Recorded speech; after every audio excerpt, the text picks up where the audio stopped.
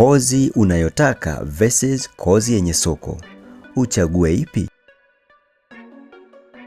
Umependa kozi fulani tangu ukiwa mdogo, lakini kila mtu anakuambia haina soko. Ufuate ndoto au ufuate soko? Dakika chache zijazo nitakusaidia kuamua. Kila mwaka wanafunzi wanagawanyika makundi mawili. Wale wanaochagua kozi kwa passion pekee na kisha hukwama kupata ajira, na wale wanaochagua kozi kwa kuangalia soko pekee na kisha kuchukia kazi baadaye. Hapa hakuna jibu la moja kwa moja, lakini kuna njia ya kufikiria itakayokusaidia. Hatua 3 za haraka. Hatua ya kwanza, jiulize passion yako ni ya kweli au ni trend ya sasa. Kama umekuwa ukiipenda kwa miaka mingi, hiyo ni ya kweli. Na kama umeanza kuipenda wiki chache zilizopita, huenda ni hisia za muda.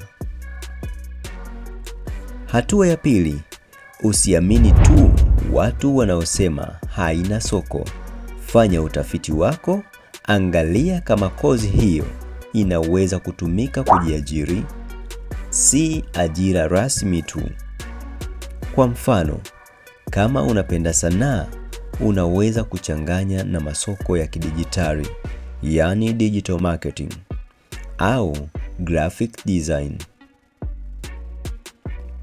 Hatua ya 3, fikiria miaka 10 ijayo. Kama utachagua soko pekee bila kuipenda kazi husika, utaweza kuvumilia miaka mingi ya kazi hiyo? Wengi wanaobadilisha taaluma baadaye ni wale walioamua kuwa upande wa pesa pekee bila kufikiria hisia zao za muda mrefu. Kwa kifupi, tambua passion yako ya kweli. Fanya utafiti wa soko na fikiria mbali zaidi ya leo. Kama video hii imekusaidia, bonyeza like na subscribe kwa video nyingine za mwongozo wa udahili 2026-2027. Niambie kwenye comment, wewe unaelekea upande gani? Passion au soko?